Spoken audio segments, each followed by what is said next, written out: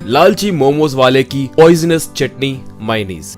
विराजपुर नामक गांव में जित्तू नाम का एक व्यक्ति हुआ करता था। वो गांव के लोगों को मोमोज बेचते रहता था। वो बहुत बड़ा लालची था, स्वच्छता का पालन बिल्कुल नहीं करता था और ऊपर से घटिया क्वालिटी की मेयोनीज लाकर मोमोज पे डालते हुए लोगों को देते रहता था। इससे ज्यादातर उस गांव के बच्चों की तबीयत खराब होती रहती थी। एक बार जित्तू के पास विजय नाम का एक कस्टमर आकर मोमोज पूछा। तब जित्तू के असिस्टेंट बिज्जू ने उसे मोमोज दिया। उसे खाकर विजय, भाई ये क्या, ये मायोनीज ऐसे क्यों है, ये कब की है, बास आ रही है, ऐसे खाए तो सेहत के लिए कितना खतरा होगा जानते हो, कहा। जित्तू तब, कौन है रे तू, अभी अभी गांव में आके मुझे सलाह दे रहा है। देखो अगर मुझे गुस्सा आया तो मैं तुम्हारी चमड़ी उझेड़ दूंगा, कहा। विजय तब, देखो भाई तुम चाहे कुछ भी सोच लो, ऐसे मोमोज और मायोनीज खाए तो जरूर हर किसी को हॉस्पिटल में भर्ती होना ही पड़ेगा, कहा। जित्तू बकवास मत करो। अगर तुम्हें मेरे मायोनीज पे उतना ही शक है तो इस गांव में के डॉक्टर मुकेश के पास जाकर दिखाओ, वो खुद मेरे रेंज के बारे में बताएंगे, कहा। इससे विजय उस मायोनीज और मोमोज को लेकर डॉक्टर मुकेश को दिखाया। उसे देखने के बाद मुकेश, देखिए जित्तू के मायोनीज के बारे में शक करने की कोई जरूरत नहीं है। उसके मायोनीज की क्वालिटी अलग लेवल की होती है। जानते हो आसपास के गांव में कोई भी जित्तू के मायोनीज पे शिकायत नहीं करता, कहा। विजय तब, ये क्या सर, आजकल उसके पास मोमोज खाए बहुत से लोग फूड पॉइजनिंग के वजह से हॉस्पिटल में भर्ती हुए कहकर मैंने सुना है, कहा। मुकेश तब, ऐसे झूठे बातें आपसे कौन कहता है जी, निकम्मे लोग, वो प्रदूषित पानी के वजह से हुआ है। ऐसे झूठे अफवाह बाहर मत फैलाइए वरना पुलिस वाले आपको अरेस्ट करेंगे। कहने से विजय वहाँ से बाहर आ गया।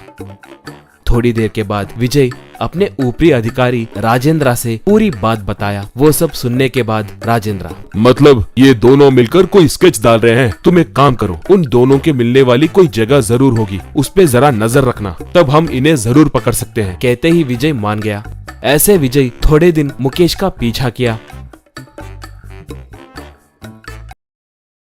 एक बार मुकेश को बार को जाते हुए देखकर विजय उसका पीछा किया। बाद में मुकेश बार के अंदर जाकर वहां पर मौजूद जित्तू से मिला और जित्तू को थोड़े पैसे दिया।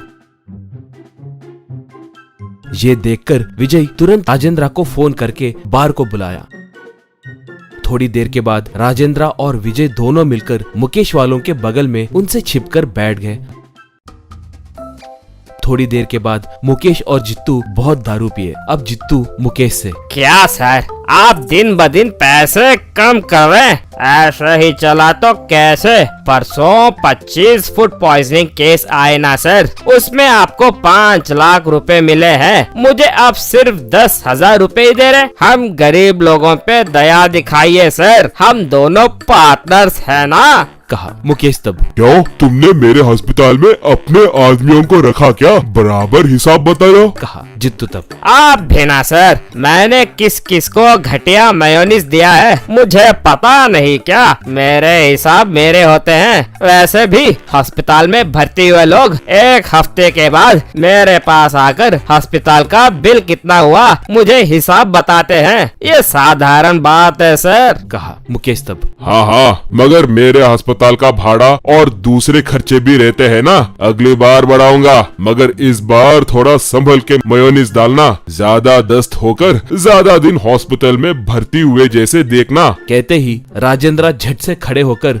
कमीनो तुम दोनों को शर्म नहीं है क्या, लोगों के सेहत से खिलवाड़ करोगे और उन पैसों को बाहर में बांटते हुए लोगों को और धोखा कैसे देना है कहकर प्लान डालोगे। कहते ही बगल में बैठा एक आदमी बात क्या है कहकर पूछा। तब राजेंद्र उन्हें फूड पॉइजनिंग के बारे में बताने से वहाँ पर मौजूद लोग एकदम से जित्तू वालों के पास आकर उन दोनों को खूब मारे। बाद में जित्तू और मुकेश को राजेंद्र वाले अरेस्ट करके ले गए।